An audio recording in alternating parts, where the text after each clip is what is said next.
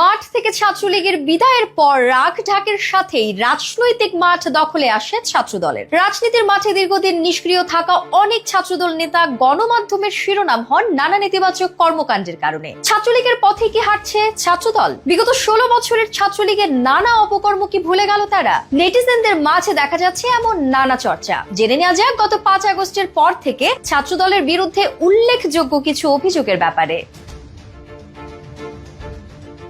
গত 9 ডিসেম্বর রাজশাহী বিশ্ববিদ্যালয়ে ছাত্রদলের কিছু নেতার বিরুদ্ধে অভিযোগ ওঠে পুলিশের ভয় দেখিয়ে চাঁদা দাবির। অভিযোগ করেন ছাত্রলীগ নেতাকর্মীরা। অভিযুক্ত 2 ছাত্রদল নেতার নাম জাকির হোসেন এবং তাকবীর আহমেদ ইমন। 18 অক্টোবরের শিরোনাম হন গাজীপুর জেলার ছাত্রদলের সভাপতি ইমরান হোসেন শিশির। শিশিরের বিরুদ্ধে অভিযোগ আসে বিয়ের প্রলোভন দেখিয়ে ধর্ষণের। দল থেকে অব্যাহতি দেওয়া হয় শিশিরকে।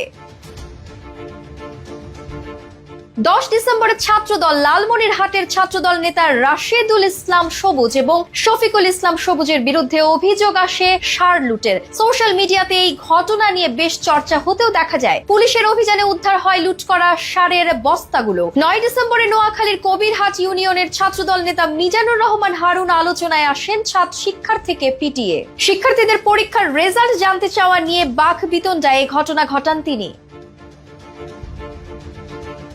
21 নভেম্বর রাজশাহীতে এক ছাত্র সমন্বয়ককে হাতুড়ি পেটার অভিযোগে অভিযুক্ত হন ছাত্রদল নেতা। অভিযোগটি আসে রাজশাহী কলেজ ছাত্রদলের জয় রুহুল আমিন সহ 20-25 জনের বিরুদ্ধে। 17 ডিসেম্বরে নারায়ণগঞ্জ জেলা ছাত্রদলের সাবেক সহ সাধারণ সম্পাদক ইয়াসিনের বিরুদ্ধে স্থানীয় এক সাংবাদিককে মারধরের অভিযোগ আসে। ভুক্তভোগী সাংবাদিক জাহাঙ্গীর মাহমুদ দৈনিক কালবেলা পত্রিকার রূপগঞ্জ প্রতিনিধি। 24 আগস্টে রাজশাহী সিটি কলেজ ছাত্রদলের সদস্য সচিব ইমদাদুল হক লিমন ও ছাত্রদল নেতা কাফির বিরুদ্ধে অভিযোগ আসে স্থানীয় বাসিন্দা তামজিদ সরকারের 5 লাখ টাকা ছিনিয়ে নেয়ার। ছাত্রলীগের বিরুদ্ধে অভিযোগের শেষ ছিল না। এমন কোনো অপকর্ম নেই যা ওয়ামী শাসন আমলে ছাত্রলীগ নামটির সাথে জড়ায়নি। আওয়ামী লীগের পতনের পর মাত্র 5 মাসের ব্যবধানে চাঁদাবাজি, লুট, ধর্ষণ, সাংবাদিক পেটানো, মারধর ইত্যাদি নানা অভিযোগে গণমাধ্যমের শিরোনাম হয়েছেন ছাত্রদলের নেতারা।